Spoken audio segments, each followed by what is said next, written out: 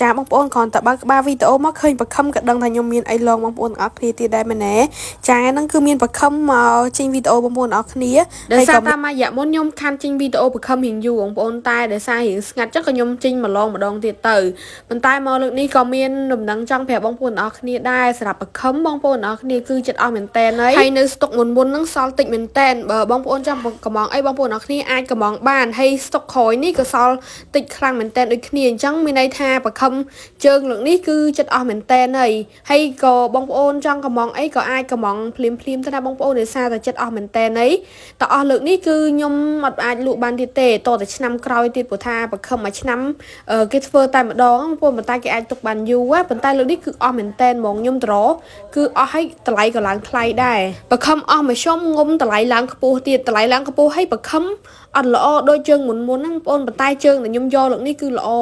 គ្រាន់បើដែរហើយសម្រាប់បងប្អូនណាដែលក៏អត់ទាន់បានសាកបខំអីទេបងប្អូនអរគ្នាអាចសាកបានណាបងប្អូនហើយមួយទៀតសម្រាប់បខំគឺជាប្រភេទត្រីប្រៃណាបងប្អូនណាដែលក៏អត់ចេះញ៉ាំប្រៃអត់ចេះសោះហ្មងខ្ញុំរីខមមិនថាមិនចាំបាច់ទិញក៏បានដែរដោយសារតែមានភ្ញៀវគាត់ឆាតមកថាគាត់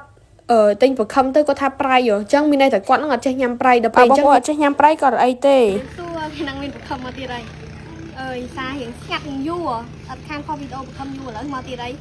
មកបែបថ្មីទៀតហើយនេះមានបន្លែសារឃើញភ្ញៀវគាត់សែនឲ្យខ្ញុំមក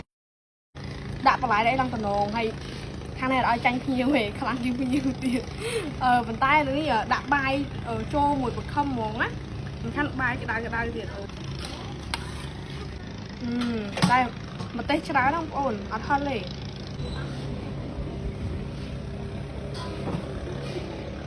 បងអានេះពងស្លេកមើលរសជាតិមិនដែរមើល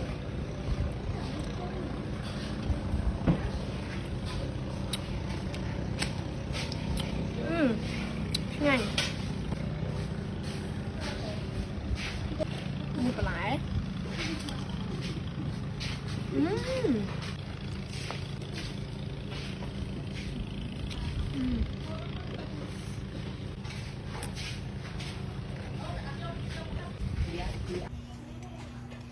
និយាយទីបងប្អូនស្រាប់ថៃបខំឥ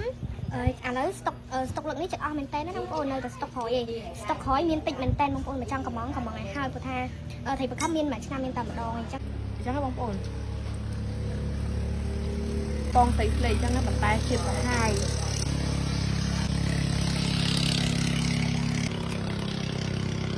តែ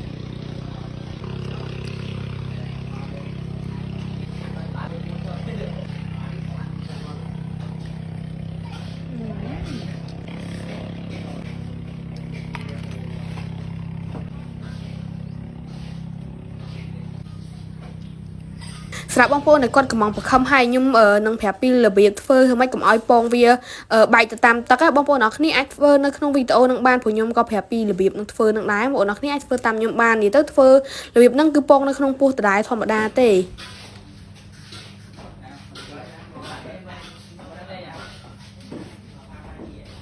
នេះជាតិបខំដដែលឆ្ងាញ់ហ្នឹងបងប្អូនទូឯកយើងទូឯកអត់មានហ៎ទូឯកយើងបាត់ខ្លួនហើយដោយសារអត់មាននិយាយទៅត្រតូបែរអត់មានអូយដៃ10ដៃ20មកហើយមក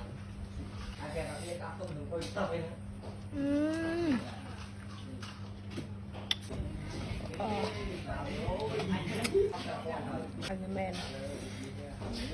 អូហើយឆ្ងាញ់ណាហឡងបងពេលនេះមិនដឹងថាហឹលមែនតើមានប្រាក់ជាតិប្រៃតិចហឹលផ្អែមជូរអូយជាតិស្លាប់ពងជាតិក្តៅពងរងក្តៅគឺឆ្ងាញ់ដូចគ្នាអូយ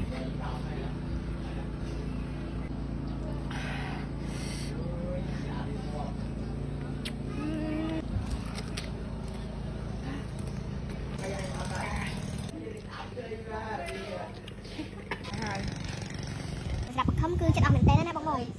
បខំដែរនៅស្តុកមុនហ្នឹងសល់តិចមែនតើប៉ុន្តែនៅស្តុកក្រោយនេះគឺបានតែបានល្មមទេវាអាច